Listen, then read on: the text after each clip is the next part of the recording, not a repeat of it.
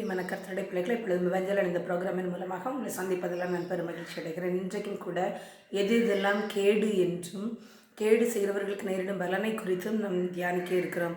ஒரு சில வசனங்களை நாம் பார்ப்போமா? மூடனுடைய வாய் அவனுக்கு கேடு, அவன் உதடுகள் அவன் ஆத்துமாவுக்கு கண்ணி என்று நீதிமன்றங்கள் 18:7, 10, 14 கூறப்பட்டுள்ளது. மூடனுடைய வாய் அவனுக்கு கேடாக இருக்கிறது என்று காண்கிறோம்.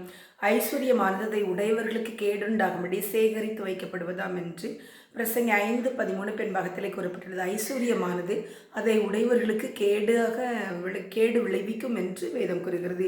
ஐஸ்வர்யவன்களாக விரும்புகிறவர்கள் சோதனையிலும் கண்ணியிலும் மனுஷரை கேட்டிலும் அழிவிலும் அமர்த்துகிற மதியீடும் சேதம் பலவித இச்சைகளிலும் விழுகிறார்கள். பண ஆசை எல்லா தீமைக்கும் மேலாக இருக்கிறது என்று 1 தீமோத்தேயு 6:9-10 கூறப்பட்டுள்ளது. பிரியமான கர்த்தருடைய பிள்ளைகளை, ஐஸ்வர்யவான்களாக வேண்டும் என்று விரும்பும் போதும் ஐஸ்வர்யமானது அது அவர்களை உடையவர்களுக்கே கேடுண்டாக இருக்கிறது என்று நாம் அறிகிறோம். மட்டுமல்ல, துன்மார்க்கனுக்கு ஐயோ, அவனுக்கு கேடு உண்டாகும், அவன் கைகளின் பலன் அவனுக்கு கிடைக்கும். அவன் என்னென்ன துன்மார்க்கம் செய்தானோ அதன்படி அவனுக்கும் தீமையும் கேடும் விளைவிக்கும் என்று வேதம் கூறுகிறது.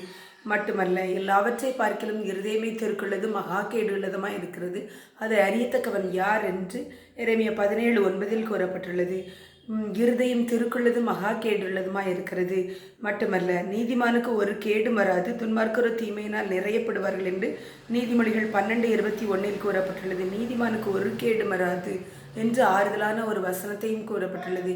எனவே பிரியமானவர்களே, நாம் சோர்ந்து போகாமல் நற்கரிகளை செய்து கர்த்தராகிய இயேசு கிறிஸ்துவனுடைய இரத்தத்தினால் கழுவப்பட்டவர்களாக இருக்கும் பொழுது, நீதிமன்களாக இருக்கும்போது நமக்கு ஒரு கேடு வராது என்று ஆறுதலாய் ஒரு வாக்குத்தத்த வசனத்தையும் ஆண்டவர் நமக்கு கொடுக்கிறார்.